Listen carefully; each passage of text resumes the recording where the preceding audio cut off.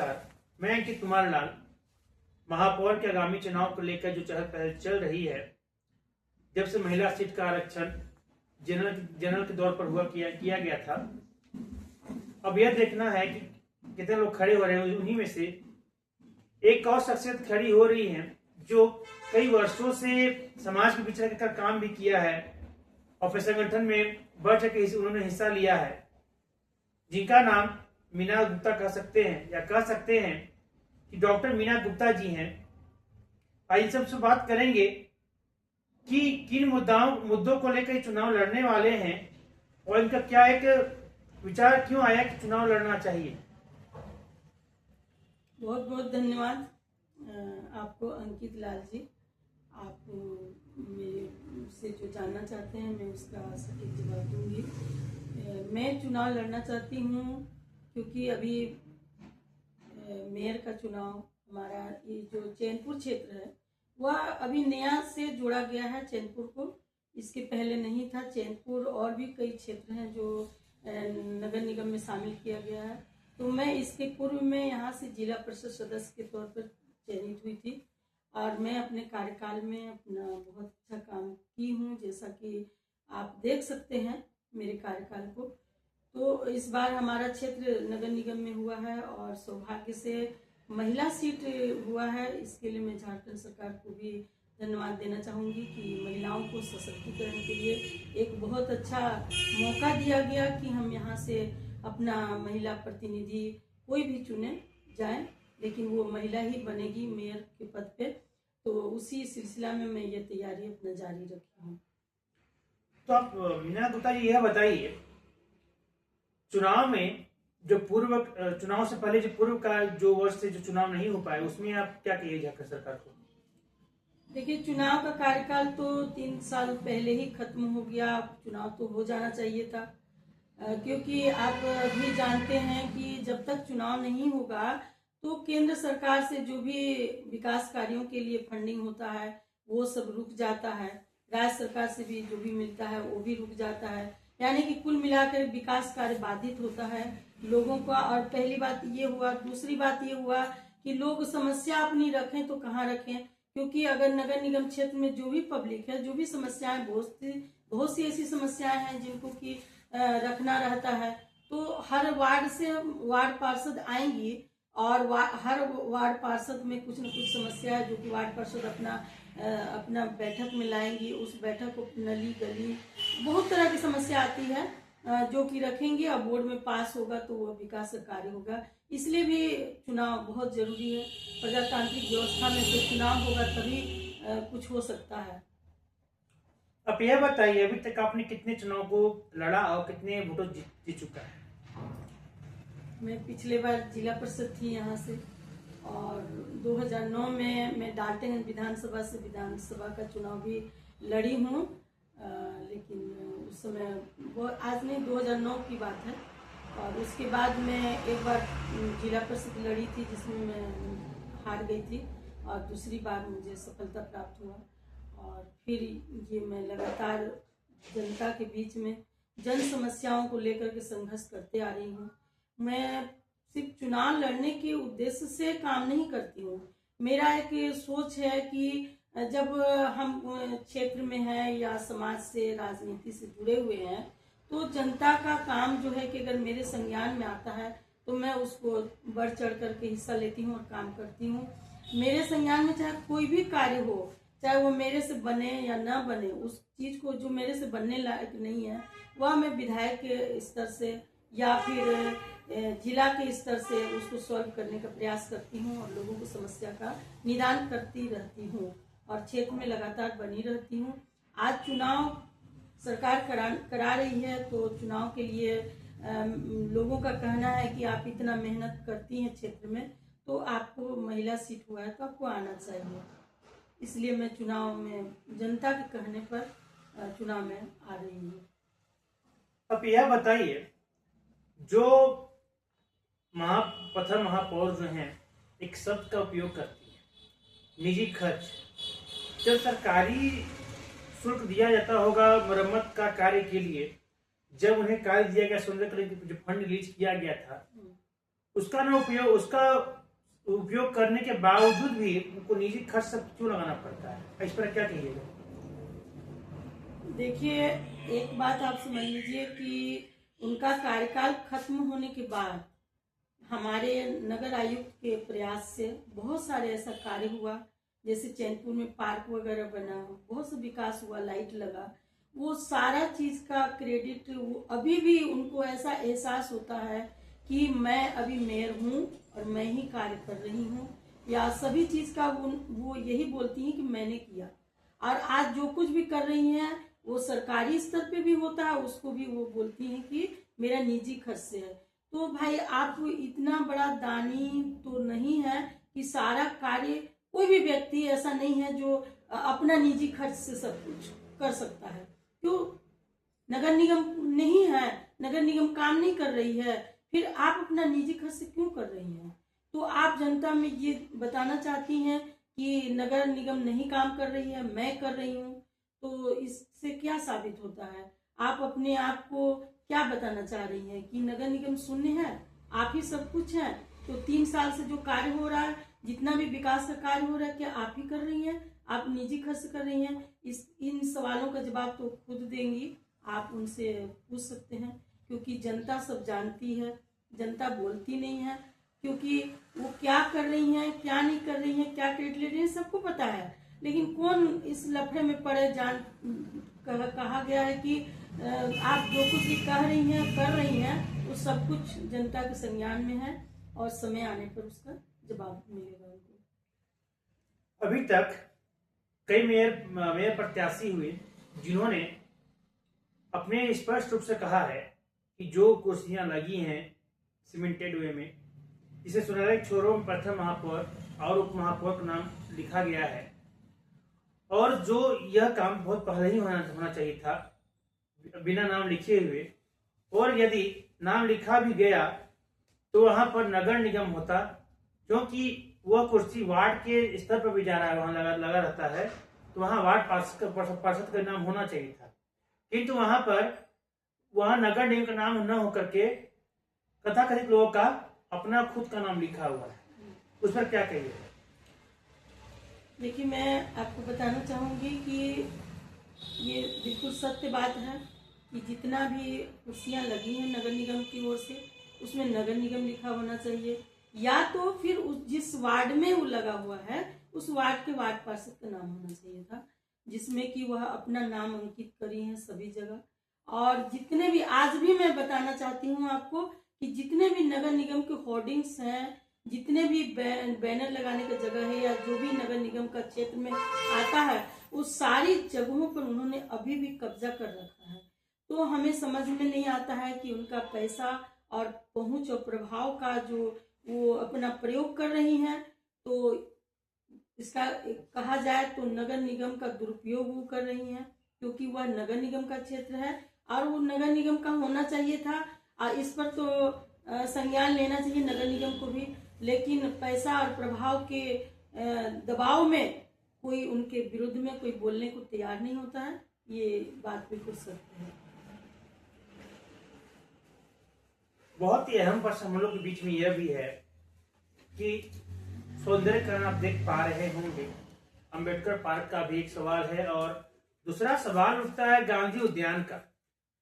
तो एक मेयर प्रत्याशी हैं, उनका स्पष्ट रूप से कहना है कि उन्होंने अपने इंटरव्यू में कहा था कि वो जब सोशल मीडिया इन्फ्लुएंसर बुलाकर वो जो है 500 का टिकट रख वो ज्यादा रकम जमा कर इकट्ठा करने के कार्य करती हैं, और वो तो वो गांधी उद्यान के माध्यम से व्यापार करने में लगी हुई हैं, और वो शुरू से व्यापार परिवार से बिलोंग भी करती हैं।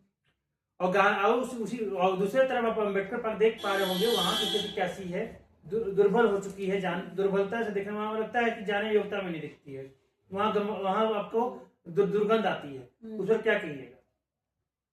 देखिए, ये भी मीडिया में आ चुका है, अंबेडकर पार्क का जो कि वहाँ पे हमारे पूर्वज का वहाँ पर लगा हुआ है मूर्ति, उसका कहीं से रंग रोगन होता, उसका अगर सुंदरीकरण होता तो कोई बात था। जो कि ऑलरेडी बना हुआ है, उसका सीमा बहुत दूर तक है, जिसमें कि बहुत लोग उसके अंदर आएंगे, वो खुद भी आएंगे उस सीमा में, उस अम्बेडकर पार्क के क्षेत्र में। लेकिन उसका ना करा के, क्योंकि वो उनको पता है कि अगर हम उसको छूते हैं तो मेरा उसमें नुकसान होगा, इसकी वजह से वो काम नहीं कर रही हैं लगता है मेरे को। और ये पार्क जो बनाई है, जिसका नाम आप ले रहे हैं, अम्बेडकर नहीं, गांधी उद्यान, तो हर जगह वो अपना बिजनेस पर्पज से काम करती हैं। इस सत्य बात है कि एक बिजनेस परिवार से बिलोंग करती हैं। वहाँ पे दिल्ली दरबार के नाम पर उन्हीं का आदमी जो है कि वो काम कर रहा है, और वहाँ पर जो खाना वाना का सेवा जो भी मिल रहा है लोगों को, वो उन्हीं का आदमी है। वो बिजनेस हो रहा है, सच पूछिए तो कहीं कुछ नहीं है। लेकिन सत्य बात सबको पता है, हम तो एक ही बात बोल रहे हैं, सबको पता है वो क्या कर रही हैं, क्या नहीं कर रही हैं, जनता सब जानती है। समय आने पर जवाब उनको मिलेगा। आपके कहने का मतलब पब्लिक सब जानती है, जो गाना निकला था वो सत्य दिख रहा है। बिल्कुल सही बात है, पब्लिक से कुछ छुपा हुआ नहीं है। तो आप यह बताइए, आगामी चुनाव में आपकी क्या तैयारियां चल रही हैं? आगामी चुनाव तो अभी 2 दिन हुआ है, महिला सीट का घोषणा हुआ है, और चूंकि महिला को मिला है यह सीट, तो मैं चाहती हूँ कि इस पर हम लोग अच्छी तरह तैयारी करके और जनता का सेवा करने के लिए हम लोगों को ये सौभाग्य प्राप्त हुआ है। और आपको मैं ये बताना चाहती हूँ कि मेरा उद्देश्य है कि पद को इतना बड़ा न बना दिया जाए कि एक आम पब्लिक वहां तक ना पहुंचे। आज यही स्थिति है कि मेयर से मिलना, आज तो एक कॉल पर पहुंच जा रही हैं, और जब वो मेयर थी 5 साल तक उनका कोई चेहरा नहीं देखा होगा। अगर कोई जाता मिलने के लिए तो उनसे मुलाकात नहीं होता था, कुत्तों से मुलाकात होता था, बाकी किसी से मुलाकात नहीं होता। साफ शब्दों में कह दिया जाता कि मैडम अभी नहीं है, नहीं मिलेंगे। तो वैसा स्थिति ना हो। हम जिस भी पद में हो, चाहे छोटा हो या बड़ा हो, चाहे वो पब्लिक द्वारा चुन के हम आए हैं, पब्लिक के लिए आए हैं, पब्लिक की सेवा करने के लिए आए हैं।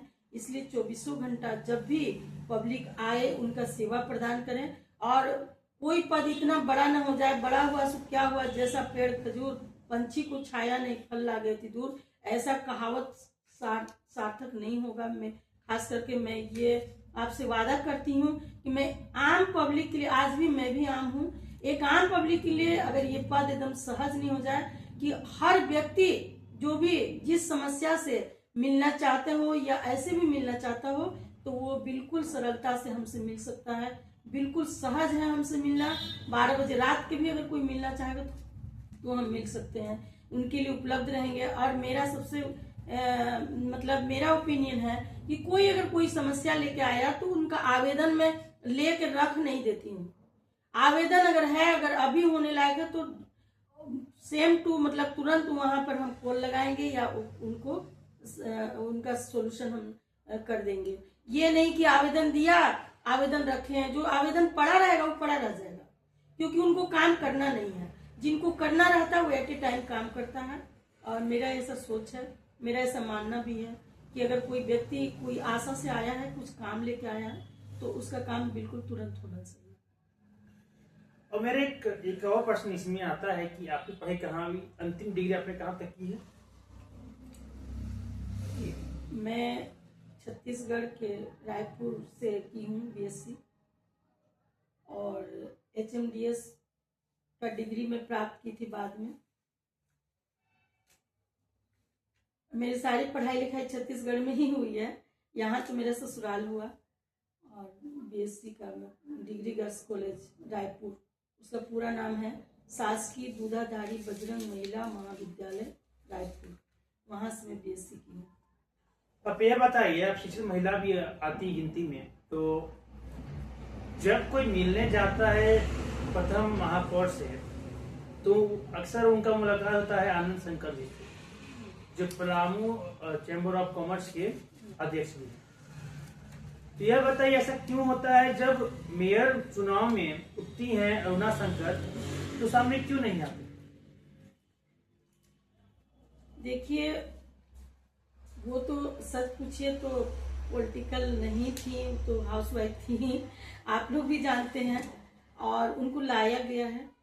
पहले से तो मान लीजिए आनंद शंकर ही सब कुछ देख रहे थे, और उसके बाद जब उनको पिछले बार चुनाव में उनको लाया गया, चुनाव भाजपा के सिंबल पर उनको मतलब जीती, तो भाई सीधा सीधी बात है कि राजनीति में कोई जानकारी हमको नहीं लगता है कि उनको पहले से कोई फील्ड में काम करने का अनुभव रहा होगा, क्योंकि इसलिए हमको लगता है कि कोई भी मिलता है तो उन्हीं से मिलता है, क्योंकि वो जानकार हैं, उनको पता है या वो किसी को पहचानती हैं।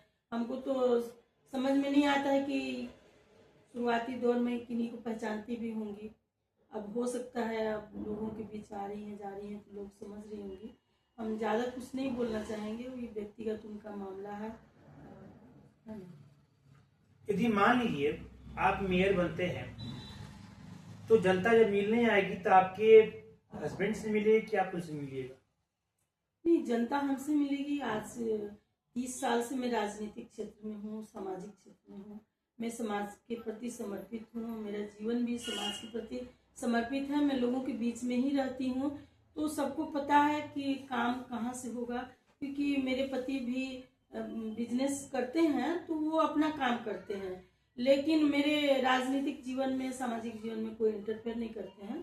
फैसला लेने के लिए मैं खुद सक्षम हूँ, उनको भी पता है और लोगों को भी पता है। जो भी काम आता है या जो भी कुछ करना है, मैं अपना डिसीजन खुद लेती हूँ, और जो भी बनता है मैं लोगों के लिए उपलब्ध रहती हूँ एनी टाइम। अंतिम और बहुत ही अहम प्रश्न होता है जनता के लिए, यदि आप मेयर बनती हैं भारी मतों से विजय प्राप्त करके, आप वो 5 कार्य जनता को गिनाइए, जो 5 कार्य जनता के लिए सर्वप्रथम कीजिएगा, चाहे जल समस्या हो, चाहे कुछ कोई समस्या। देखिए, जल समस्या तो है ही है इस क्षेत्र में, और जल समस्या का निदान करेंगे। चाहे जितना भी यहाँ मतलब जो पानी का ड्रेनेज सिस्टम है वो थोड़ा सही नहीं है, जिसको बरसात के मौसम में लोगों के घरों में पानी घुस जाता है, वो सिस्टम को थोड़ा सही करने की आवश्यकता है। और लोगों के लिए सुलभ रहूँगी। लोगों का जो भी कार्य आएगा मेरे प्रति या मेरे लिए, जहाँ तक मैं सक्षम हूँ, पूरा मैं काम करने की कोशिश करूँगी। चाहे वह हमारा ये नगर निगम पूरा सुंदर और सुशिक्षित एरिया है, ऐसा बात नहीं है। सब पढ़े लिखे लोग हैं, समझदार हैं, सबको पता है कि क्या है चाहिए क्या नहीं चाहिए। और एक जो यहाँ पर जो होल्डिंग टेस्ट का जो सबसे बड़ा समस्या है, उस पर भी हम लोग प्रयास करेंगे बनने के बाद। अब बनने के बाद बहुत सी ऐसी बातें आएंगी। देखिए, सिचुएशन बदलते रहता है, जो भी समस्या आएगा उसको सॉल्व करने का पूरा प्रयास करेंगे। अभी आप चैनपुर की निवासी हैं, आप यह बताइए, जो आज शहर की समस्याएं हैं जाम को लेकर, सुनने में आता है कि एम्बुलेंस घंटों तक फंसे रहती है, क्या कहें? कुछ दिन पहले इस तरह जानकारी मिली थी कि हम लोगों को किसी के माध्यम से कि एसडीएम गाड़ी फंसी हुई थी आधे घंटे तक। और तीसरी चीज बात यह भी सुनने में आया कि जो रिडमा का जो पुल जो जाने वाला होता है बीच में क्षतिग्रस्त है, इसलिए भारी वाहन वहां से गुजरने के लिए मना कर दिया गया है। तो कहने को यह बताइए कि उस पर आप क्या, जो मेयर बनने के बाद पर क्या कार्य आप वहां कीजिएगा? देखिए, भारत सरकार आदरणीय नितिन गडकरी जी भी मतलब रोड बनाने के लिए या ओवर ब्रिज बनाने के लिए बहुत सारी योजनाओं को सरकार से भी मांग रहे हैं। तो देखिए, सरकार भी चाहती है कि देखिए जो जनप्रतिनिधि क्यों होते हैं निचले स्तर तक, यहाँ की समस्या को वहां तक पहुंचाएं।